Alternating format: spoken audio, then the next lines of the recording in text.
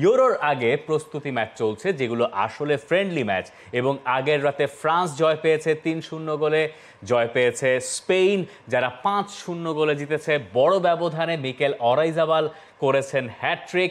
সবকিছু মিলিয়ে বড় দলগুলো তাদের প্রিপারেশন সেরে নিচ্ছে। স্পেনের এই যে ৫-০ গোলের জয়, সেই ছবিগুলো আমরা যদি একটু দেখি যে স্পেন ৫-০ গোলে তারা হারিয়েছে অ্যান্ডোরাকে, যেখানে মিকেল অরাইজাবাল তিনি ২০ মিনিটের ভেতরে হ্যাট্রিক পূরণ করেছেন।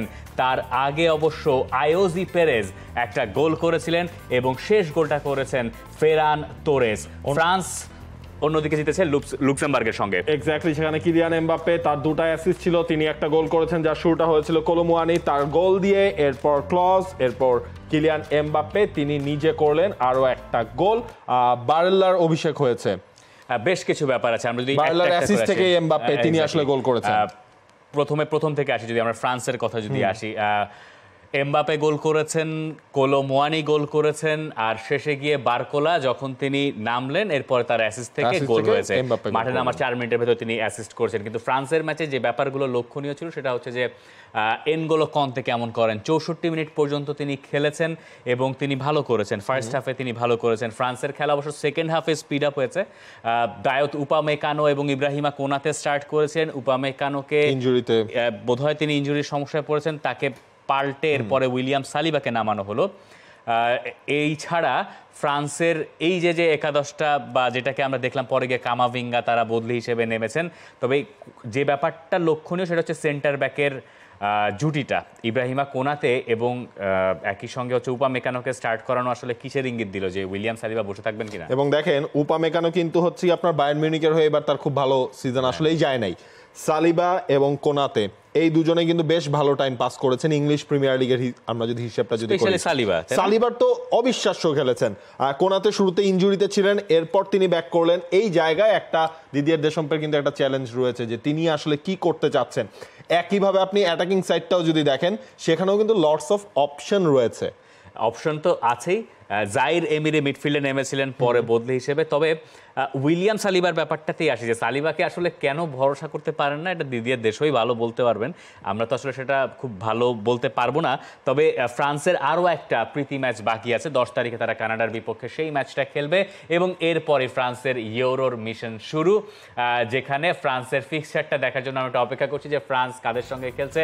অস্ট্রিয়ার বিপক্ষে তাদের প্রথম ম্যাচ 18 জুন, অর্থাৎ ইউরো শুরু হওয়ার 4 দিনের মাথায় ফ্রান্স প্রথমবারের মতো খেলবে। নেদারল্যান্ডস ফ্রান্স পোল্যান্ড, এরপর মানে তারা হচ্ছে অস্ট্রিয়া, নেদারল্যান্ডস আর পোল্যান্ডের গ্রুপ। এবং এই গ্রুপটাও কিন্তু ধরেন গ্রুপ অফ ডেথ না, তবে এই গ্রুপটাও কিন্তু সহজও না এক্স্যাক্টলি, কারণ সেখানে আছে নেদারল্যান্ডস, সেখানে আছে পোল্যান্ড।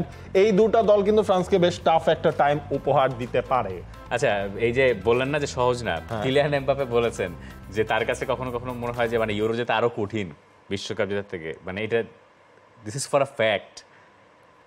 কারণ আপনি হচ্ছে গিয়ে ধরেন ইউরোর দলগুলোর কথা আমরা সবসময় বলি যে একটা কম্পিটিটিভনেস থাকে, দ্যাট ডাজন্ট মিন যে ওয়ার্ল্ড কাপে সেই কম্পিটিটিভনেস থাকে না।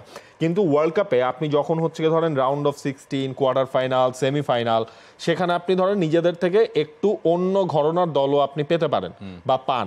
সেই জিনিসটা কিন্তু ধরেন, কারণ প্রত্যেকটা দল তো ইকুয়ালাইজ থাকে না। হ্যাঁ, ধরেন আপনি সাউথ কোরিয়ারে পেয়ে যেতে পারেন, এশিয়ান কোনো একটা কান্ট্রিকে আপনি পেতে পারেন, সেটা আপনার জন্য অনেক ইজি হয়। আপনার জন্য হচ্ছে গিয়ে ধরেন লাতিনের অন্য কোনো দল, আর্জেন্টিনা ব্রাজিলের বাইরে, সেটাও আপনি পেতে পারেন। এখন এই কথা শুনলে পরে বাংলাদেশের আর্জেন্টিনা আর ব্রাজিল ভক্তরা মানে আমরা কিন্তু বলছি আর্জেন্টিনা ব্রাজিল বাদেও অন্য কোনো দল আপনি পেতে পারেন। যাই হোক, তবে কিলিয়ান এমবাপ্পে যা বলছেন আমরা তার সঙ্গে একমত নই।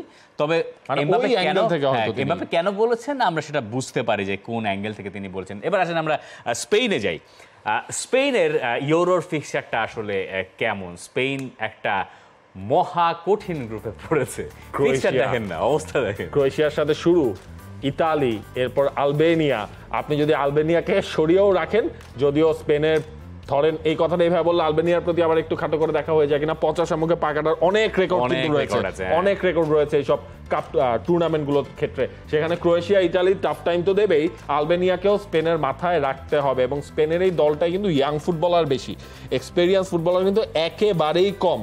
এবং গতকালকের ম্যাচে আমরা যেটা দেখেছি যে আপনার পেরেজ যে গোল করলেন, তার অলমোস্ট অভিষেক হয়েছে গতকালকের তার ম্যাচে। অভিষেকে হয়েছে আয়োজি পেরেজের। আরো ব্যাপার যেগুলো আছে, যদি আপনি স্পেনের নতুন দলের কথা বলছেন, বদলি হিসেবে নেমেছিলেন ফার্মিন লোপেজ, ভালোই করেছেন, বোধহয় 61 মিনিটের পরে নেমেছিলেন। পাও কুবার্সি স্টার্ট করেছিলেন, পাও কুবার্সির যদিও হেডেই তাকে- তো ইয়াটা যদিও গোল তাকে করে, হেডটা পরে নামিয়ে। পরে পরিবর্তন করানো হয়েছে, পরিবর্তন নরমান নেমেছেন, ভিভিয়ানের সঙ্গে পাও কুবার্সি স্টার্ট করেছিলেন, দুই ফুল ব্যাকই চেঞ্জ করা হয়েছে, এক পাশে ইয়োরেন্তে নেমেছিলেন, অন্য পাশে লেফট ব্যাকের পজিশনে কুকুরেয়া এক সময় দেখেছি, হেইসুস নাভাস এই বয়সে এসে এখন লেফট ব্যাক হয়ে গেছেন। স্পেনের এই দলটার সম্ভাবনা আছে, কিন্তু স্পেনের এই দলটা তাদের ওই মানে ঘুরানো পেঁচানো ফুটবল খেলা থেকে যদি ডিরেক্ট অ্যাপ্রোচে না যায় তাহলে বোধহয় কঠিন হয়ে যেতে পারে। For more updates, subscribe to our YouTube channel and click on the bell icon. Follow us on Facebook and Instagram. Download T-Sports app to enjoy exciting games and highlights. Visit tsports.com.